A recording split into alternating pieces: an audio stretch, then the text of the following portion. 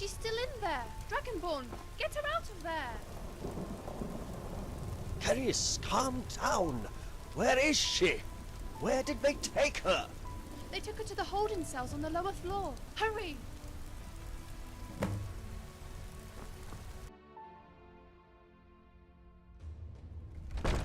Rigmor! Rigmor! Rigmor!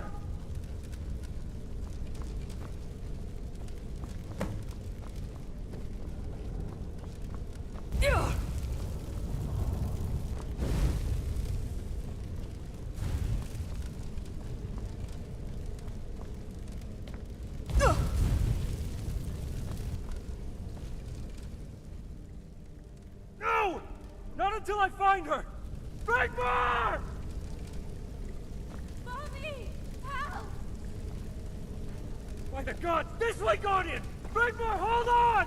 The Guardian is here! We're coming! Dragonborn, help! I can't... Save her, Guardian! Please! Dragonborn, help!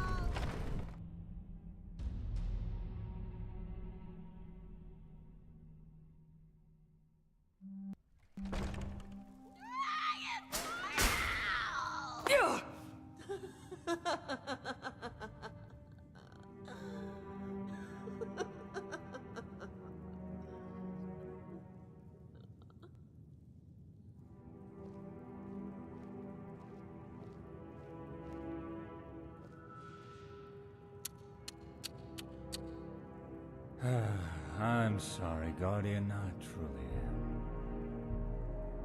But it's nothing personal. I hope you can appreciate that. You gotta look out for number one, right?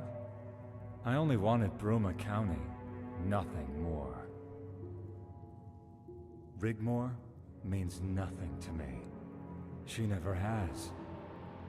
Used to get right up my nose. She would just never shut up. The amount of shit I had to listen to.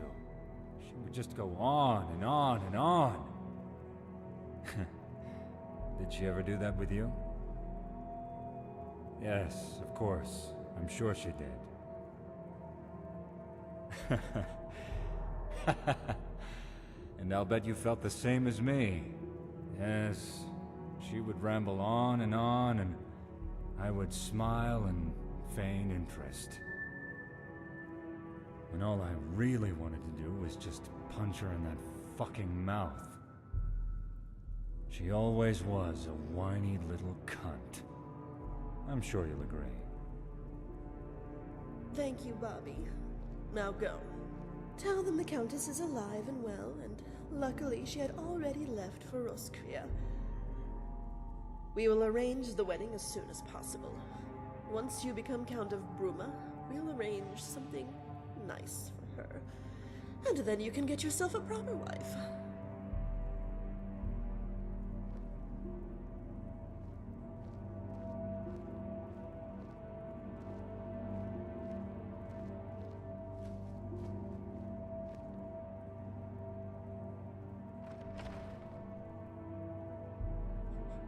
I must give Bobby a nice, slow, meaningful death for talking about Rigmor like that. He's such utter scum. Dragonborn? Dragonborn? Dragonborn? Not the brightest candle in the stack either, are we? Again, you have proven yourself to be way out of your depth. I expected so much more from you. All those big words. What was it you called me again? Don't you find it also paradoxical that you, Tamriel's most powerful killing machine, is reduced to a shameful, obsolete wretch? Twice now you have placed Rigmor in mortal danger, and what's really tragic is right now, when she does need you, you're not there for her. It truly is heartbreaking, because she really is a great girl, and she's been through so much. After our last little meeting, I was so angry with myself. Oh, Believe me, I wanted to hurt her because of you. I was thinking of you in that filthy cell as I hacked away at her beautiful hair. Then she began to cry. I wasn't expecting that. Then when I stood behind her and ripped her dress almost completely in two, she tried to dignify her modesty by crossing her arms. And then I saw it. From that moment, we became sisters. No, lovers. She moved me. I felt every single lash she felt, and I wanted to cry with her. I wanted to hold her close, tightly in my arms, and tell her everything will be okay. Don't cry. Shh. No one is ever going to hurt you again. Shh. For I am now your guardian and protector, and no man shall ever place his hands on you. From this moment, you are eternally mine. Sadly, this is where we say goodbye. Don't worry about Rigmor. She's in safe hands now. Oh, here. I thought you might appreciate a small gift. It's a lock of Rigmor's hair. Well, actually, it was a lock of her hair. Still, no need to thank me. By the way, these labyrinths under the city are ancient, but this one has a particular something special. One of a kind, literally. I do hope you brought a torch with you. You'll need it. But here, take mine just in case. When you do come face to face with death, I would hate for you not to be able to see it coming.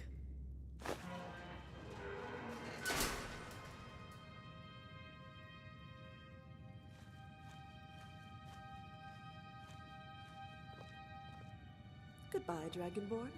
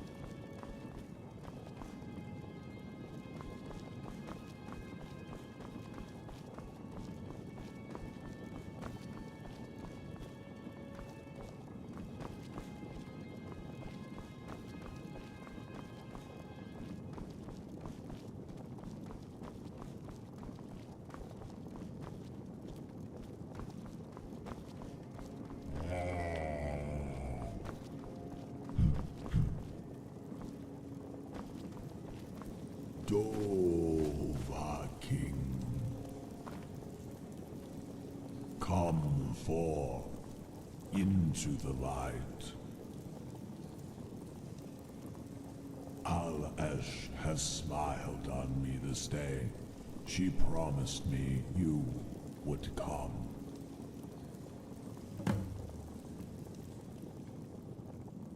I am Lord Morbalhaza.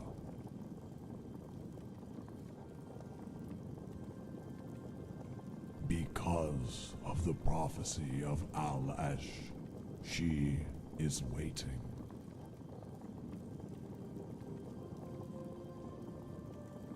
Al-Esh is my celestial mother. She is waiting for me to return to the stars. I am the last of my kind. Once we were many and thrived all over Tamriel. Al-Esh looked down and she was pleased. We lived here in peace and flourished. Many amongst the jewel-encrusted cities of ancient Cyrodiil. Our wings carrying us up high into far-off lands, we were the children of Al-Esh, and like winged horn gods, we played amongst the stars, and took our place amongst the many people. But the hearts of men became dark, and they came to fear us. We were shunned, reduced to the status of beasts and monsters, and we retreated into the dark caves and forests of the land. For thousands of years, we watched their empires rise and fall, the elven kingdoms come and go, mighty dwarven citadels crumble and ruin. But we were the blight of Minimur. We became trophies and sport for the arena, and we were hunted down relentlessly without mercy until we were on the verge of extinction. I, Lord Morbalhaza, gathered the last of us, and we rose up to defend our very existence.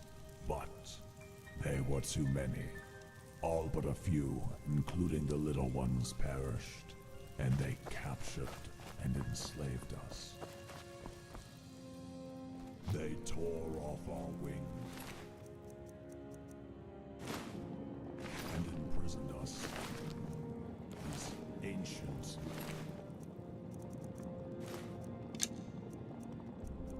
pits are which cries, and the passing of our kind rose up into the heavens. Al-Esh heard our cries and was angry, and she cursed the land.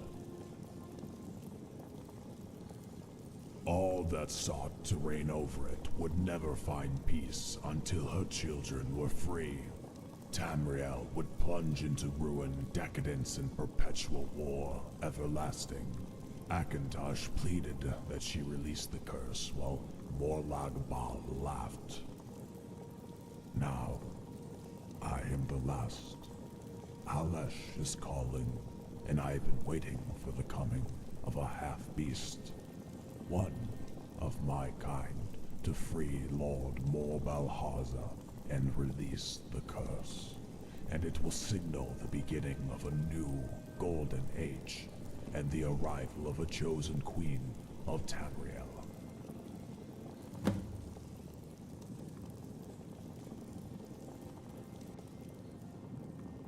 Release me from this living hell so that I can return to my celestial realm, to Al-Esh and my people. Free my soul so that I can return to my loved ones and soar amongst the stars, complete and whole again. Strike quickly, my sister, then take my heart and place it in the fire, and you will be free to leave this place.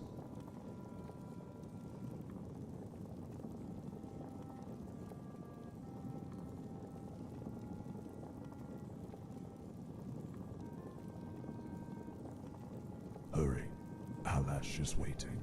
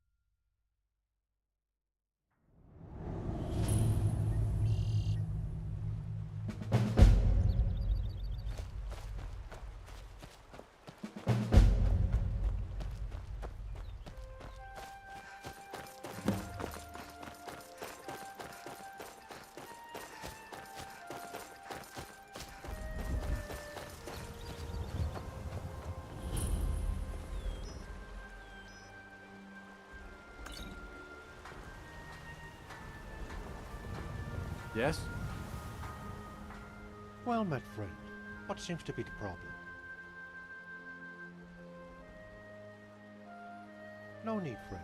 It just so happens I'm travelling there to visit my uncle. To be honest with you, I could use the company.